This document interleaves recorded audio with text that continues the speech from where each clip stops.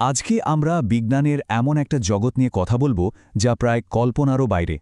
এই জগৎটা এতটাই ছোট যে খালি চোখে তো দেখাই যায় না, কিন্তু এর শক্তি আমাদের চারপাশের পৃথিবীকে প্রতিনিয়ত বদলে দিচ্ছে। আমাদের আজকের আলোচনার বিষয় ন্যানো টেকনোলজি। আর এই প্রশ্নটা দিয়েই কিন্তু আমাদের আজকের আলোচনাটা শুরু করা যায়।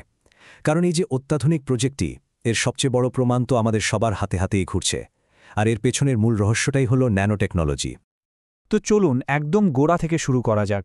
এই যে আমরা বলছি ন্যানো টেকনোলজি জিনিসটা আসলে কি? মানে খুব সহজ ভাষায় বলতে গেলে এটা হলো অ্যাটম বা পরমাণুর পর্যায়ে গিয়ে কোনো কিছুকে কন্ট্রোল করার একটা যুগান্তকারী পদ্ধতি। বিজ্ঞানীরা এখানে অণু পরমাণুকে একদম নিজের ইচ্ছে মতো সাজিয়ে এমন সব জিনিস তৈরি করেন যা আগে হয়তো সম্ভবই ছিল না। তাহলে আসল ব্যাপারটা কি দাঁড়ালো? আসল ব্যাপারটা হলো এর সাইজ বা মাপ।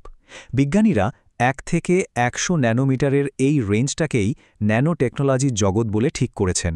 এই সীমার মধ্যে যা কিছু বানানো বা ব্যবহার করা হয় সেটাই ন্যানো টেকনোলজি।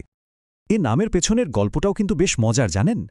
ন্যানো শব্দটা এসেছে গ্রিক শব্দ ন্যানোস থেকে, যার মানে হল বামন। গ্রিক পুরাণে বামনেরা যেমন আকারে ছোট হলেও অসম্ভব শক্তিশালী ছিল, ন্যানো টেকনোলজির জগৎটাও ঠিক তেমনই। চোখে দেখা যায় না, কিন্তু এর ক্ষমতা পৃথিবীকে বদলে দেওয়ার মতো। আচ্ছা, আমরা তো খালি বলেই যাচ্ছি অনেক ছোট, অনেক ক্ষুদ্র, কিন্তু ঠিক কতটা ছোট এই ন্যানোস্কেল? চলুন এবার সেই ব্যাপারটা একটু পরিষ্কার করে বোঝা যাক। গাণিতিকভাবে যদি বলি, 1 ন্যানোমিটার হল 1 মিটারের 100 কোটি ভাগের 1 ভাগ। চিন্তা করা যায়? সংখ্যাটা এতটাই বড় যে এটা কল্পনা করাও কঠিন। কিন্তু একটা তুলনা দিলে হয়তো ব্যাপারটা সহজ হবে। ভাবুন তো একবার, হাতে একটা মার্বেল আছে, তাই না? যদি ওই মার্বেলটার সাইজ হয় 1 ন্যানোমিটার, তাহলে 1 মিটার কত বড় হবে জানেন? পুরোই পৃথিবীটার সমান। অবিশ্বাস্য, তাই না? এই উদাহরণটায় আসলে ন্যানোস্কেলের বিশালতা আর ক্ষুদ্রতার আসল ছবিটা তুলে ধরে। আরও কিছু উদাহরণ দিই, যেগুলো আমাদের একদম হাতের কাছেই আছে। যেমন ধরুন 1 ইঞ্চি, এর মধ্যে আছে প্রায় 2.5 কোটি ন্যানোমিটার।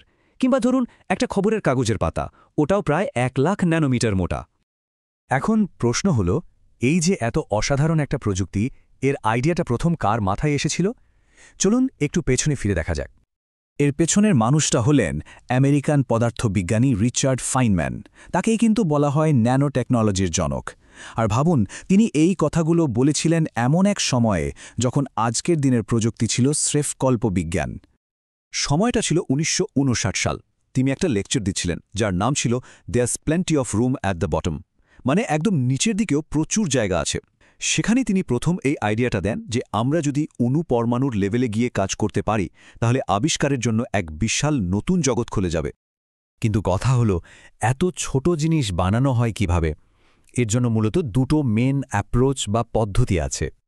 একটা হলো বটম আপ, নাম শুনেই বোঝা যাচ্ছে নিচ থেকে ওপরে ওঠা।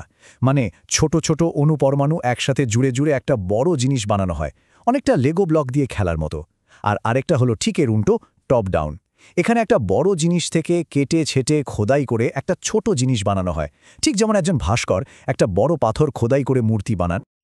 আর মজার ব্যাপার কি জানেন? আমরা যে স্মার্টফোন বা কম্পিউটার ব্যবহার করি, তার ভেতরের যে চিপগুলো, তার বেশিরভাগই কিন্তু এই টপ ডাউন পদ্ধতিতেই বানানো।